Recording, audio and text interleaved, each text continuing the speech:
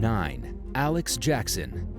63-year-old Pamela Devitt was taking a walk one morning in Antelope Valley, California, back in 2013, when a pack of 4 pit bulls viciously mauled her to death, leaving her with somewhere between 150 and 200 puncture wounds. A passing motorist had honked her vehicle horn to try scaring the dogs off Devitt and called 911 before also being chased by the crazed animals. Several hours after the attack, investigators served a warrant on the nearby home of 29-year-old Alex Jackson, where they found 8 pit bulls and mixed-breed dogs, including several canines with blood on them. They removed the dogs and performed DNA testing on the blood. It was a match to Devitt, and the evidence suggested that the canines had attacked at least 9 other people over an 18-month period. Jackson was charged with second-degree murder and was accused of keeping the dangerous dogs at his property to guard a drug operation. During the trial, he claimed that he felt terrible about Devitt's tragic death, but prosecutors accused him of having a nearly psychopathic disregard for human life. Jackson was found guilty and was sentenced to 15 years to life behind bars. His attorney attempted to appeal the case based on alleged insufficient evidence, but the court rejected the claims, writing in its ruling that the defendant knew his dogs were attacking people and had a duty to prevent them from doing so. In 2019, Devitt's family received a $1.1 million payout, settling a lawsuit that accused county authorities of being aware of Jackson's dangerous dogs and failing to remove them from the home. 8. David HANSON. A 52-year-old woman was walking between 2 buildings at the plastics company she worked for in 2018 when 3 German shepherds brutally mauled her in a completely unprovoked attack. The canines also killed some chickens and were aggressive toward a sheriff's deputy before they were caught. Local resident Carrie Williams and her husband spotted the dogs on their property later that week and called the police. Her small dog, Skylar, was outside when the trio approached. Thankfully, William managed to coax her pet inside before the shepherds could hurt him, and her husband went outside and locked the gate surrounding their house for good measure. The local sheriff tracked down the dog's owner, 57-year-old David HANSON, and had him put them on leashes before taking them to a local pound where they underwent a 10-day quarantine to ensure they didn't have rabies. Executive dog warden Gwen Logan told local station WFMJ that the shepherds had been problematic within the community for some time and accused HANSON of failing to keep the canines on his property. He pleaded no contest to one count of having dogs at large, and the dogs were deemed vicious by the court. HANSON tried to get a new trial, but his appeal was rejected. 7. SADIE TOTTERDELL. One morning in 2019, a 9-year-old boy named Frankie was found unresponsive in a trailer at a vacation park in Cornwall, England. He had been fatally mauled by his mixed-breed bulldog after his mother, Tawny Willis, and the dog's owner, SADIE TOTTERDELL, had left him alone with the canine. The women had gone into a trailer nearby to drink wine and use cocaine with no apparent concern for Frankie's safety, despite knowing that the dog had a history of behaving aggressively and had attacked someone just weeks earlier. Willis found her son unresponsive, and emergency responders pronounced him dead at the scene. The inattentive mother served a 2-year jail sentence for neglect, while Totterdell admitted to owning an out-of-control dog. She spent 3 years in jail and was banned from having a dog for 10 years. The canine was euthanized after Frankie's death. Senior coroner Andrew Cox said that he believed that only 2 of the 3 previous attacks involving the dog had been reported to the police, and that he suspected that the cases weren't thoroughly investigated. He said he wasn't accusing the cops of deliberately failing to carry out their due diligence, but if a more robust system for protecting people from aggressive dogs were in place, the tragedy that claimed Frankie's life might have been avoided. And unless something is done to improve the way these matters are handled, Cox warns that there would be more dog-related deaths in the future. 6. Heartless horror. A group of friends in Melbourne, Australia found it funny recently when they witnessed a woman dragging her cat along a sidewalk by a leash outside a KFC restaurant. Instead of trying to help the visibly distressed animal, the spectators laughed and filmed the incident on their cell phones. They posted the video on social media, only to realize that a lot of people didn't think it was funny. In fact, most commenters were outraged and condemned both the woman who was seen dragging the feline and the group of witnesses who did nothing about it. A lot of viewers wondered how someone could watch the disturbing act of abuse and be amused by it. After the clip went viral, the country's animal welfare agency, the RSPCA, announced that it is investigating the incident. In a statement, the agency conceded that the manner in which the cat was dragged would have caused avoidable distress. While it's uncommon to see people walking their cats on a leash in Australia, it's perfectly legal as long as the pet isn't being mistreated. In fact, authorities sometimes encourage it to prevent cats from killing birds. But as almost anyone who has experience with cats may know, they like their independence, and they tend not to respond well to leashes. 5. A costly catfight. An Egyptian man living in Dubai arrived home from work last September and soon found himself in the street, chasing after his escaped cat. He rushed past a 19-year-old male student who was walking his dog and overheard him making a comment to his pet about how the cat was afraid of the canine. The 32-year-old cat owner took offense to the statement and began insulting the stranger. He attacked the student, ripping the teen's jacket off and throwing him to the ground. As his wife and brother-in-law ran out into the street and tried unsuccessfully to stop the assault.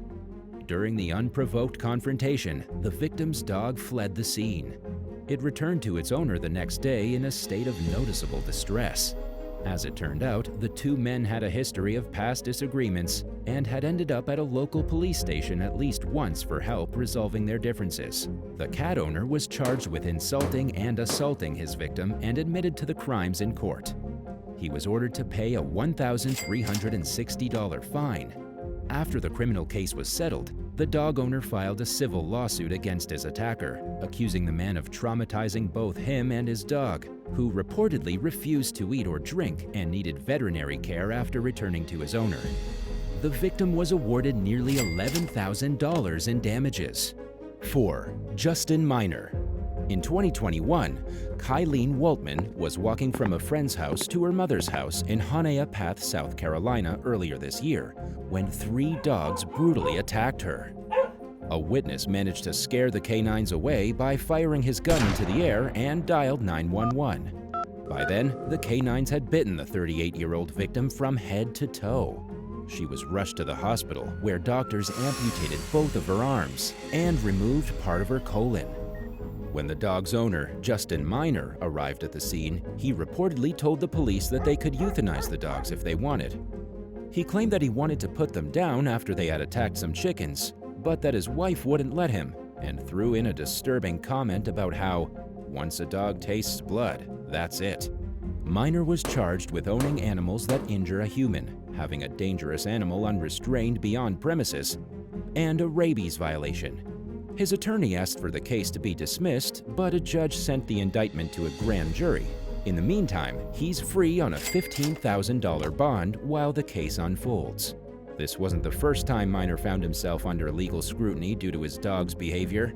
Abbeville County investigator Jeffrey Hines revealed in court that the man's canines had attacked another victim named Roy Ashley on Christmas Eve last year, leaving him hospitalized. Animal control was notified of the incident, but no dogs were removed from Minor's home at the time. It's unclear whether the dogs that killed Waltman are also responsible for harming Ashley. In another past incident, animal control officers had removed 11 dogs from the suspect's property. A neighbor told deputies that he was afraid to go outside when the dogs were out, and that the aggressive canines were known to run loose despite not being vaccinated for rabies. 3. John MUCCIO. Police in Snyder County, Pennsylvania, encountered a heartbreaking scene last September when they discovered at least 58 cats in a storage unit. Authorities were tipped off about the hoarding situation after an animal rescue volunteer saw a Facebook post from a concerned motel employee regarding a couple that was renting a room there. Investigators removed 15 cats from 2 hotel rooms, where they were being kept without food, water, or litter boxes. The animal's owners, 62-year-old John MUCCIO and his girlfriend, Crystal Pizzola, claimed that they were moving to the area from Long Island and were waiting to close on a house. All 15 of the rescued felines were emaciated, infected with fleas and parasites, and suffering from respiratory infections, according to a Facebook post by the nonprofit Animal Resource Center. Over the following days, it became clear that MUCCIO and Pizzola had a lot more cats than they had shuffled around from place to place after their alleged plans to purchase a home fell through.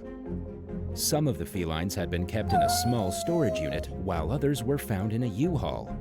They were all eventually rescued and taken to a local animal shelter, where volunteers are working extremely hard to care for them. MUCCIO was charged with animal cruelty. Prosecutors announced that they were seeking the maximum fine due to the number of cats involved, which overwhelmed local animal rescue organizations and left them in dire need of financial help. 2. Brandy Dowdy. In early May, Alabama Health Department employee Jacqueline Summer Beard was tasked with investigating a report about a dog attack that happened a day earlier in Franklin County.